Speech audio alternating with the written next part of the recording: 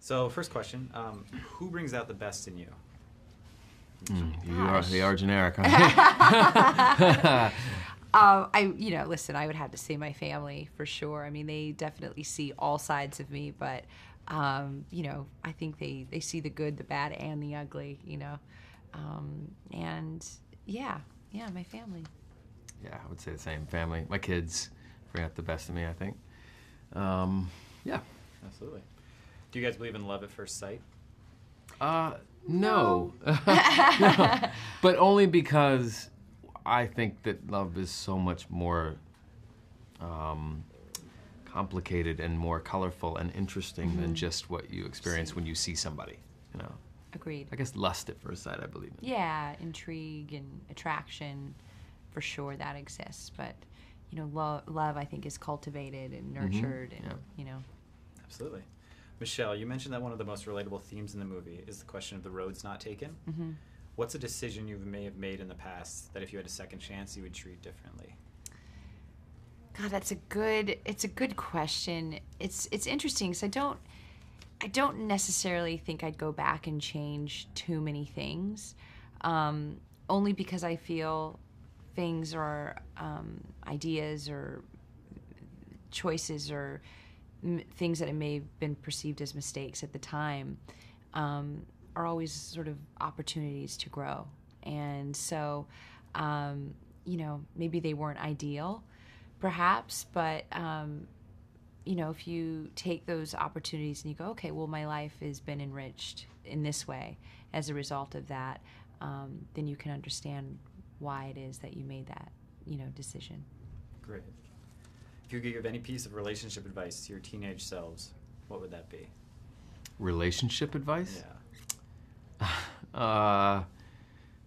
To my teenage self. Don't take it too seriously, maybe. Yeah, maybe don't take it too seriously too soon. Yeah. I think because when I look back at my sort of, you have this, you look at this end game, I guess because you don't really have the experience of what sort of love is, and so you just, I think I remember, that first boy I liked, I immediately, envisioned myself getting married. It was like the wedding dress, the day, the whole thing, and everything is just so dramatic and sort of serious. And I think it's just, there's so many opportunities that you will have, that you will experience love and learn from relationships, and, that just don't take it too seriously. Life will go on. Date around. You'll get your heart broken. You'll probably break a few hearts, Great. It's a journey, that love thing. Absolutely. What makes this Nicholas Sparks movie different from all the ones that have come before? I think this movie specifically deals with second chances more than some of the other films. This is this is about two people that meet when they're very young and can't be separated from one another. They just have that very real emotion and love for one another, and life sort of pulls them apart. And I like the sort of adult situation that they find themselves in later in life when life kind of brings them back together. I think that's the love stories that really end up affecting me are the ones that aren't just about star-crossed lovers. It's about concessions that you make and regrets that you may have, and the depth of character that you have later on in life, and how complicated love can be, and that's more interesting to me. And I think this movie definitely examines that. It's not just so black and white.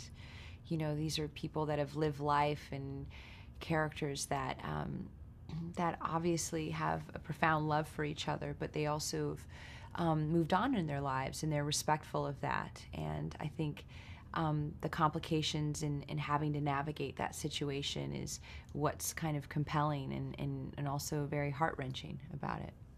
Great. Speaking of second chances, James, this is your second time working with Nicholas Sparks. How is this different from the set of The Notebook?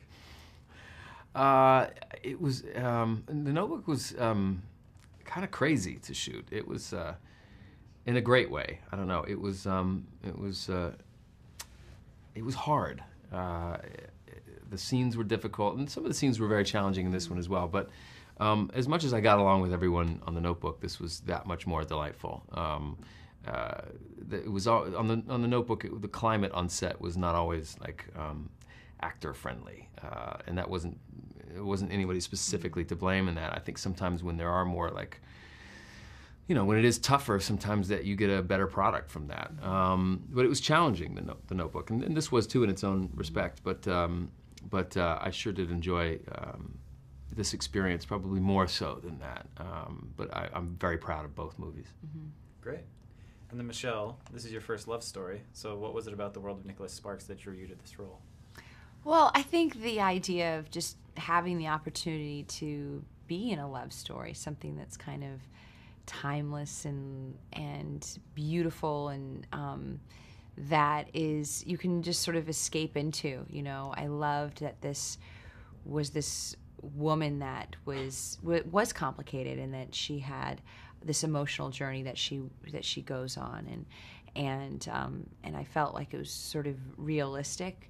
And yet in this sort of heightened version, in 2 hours, you go through this whole range of emotions, which is what I think audiences really respond to, And when I read it, the movie caught me by surprise in the end, and I just thought, oh gosh, that's kind of got me right here, And then that's what you're drawn to as an actor, then, to be able to have the opportunity to kind of convey that kind of emotion and have audiences feel that, which is what was really exciting to me. And who better to do it with than Nicholas Sparks, That quote taken out of context could be trouble. That's amazing. Sorry. All good. So, James, you played all kinds of leading men, both on film and TV. Did any of those roles help contribute to Dawson's character? Not necessarily. If they had, then maybe it was just under my radar. I think it's a compilation of what I've experienced in life, and you always, especially with a movie like this, you do find yourself drawing on some of your own life experiences, and at least you understand what he's going through in certain situations. So I would say less pulling from roles that I've played, and more about just life experience altogether. Cool. And everyone can relate to falling in love for the first time. Mm-hmm. How is your character's story one that people of all ages can relate to?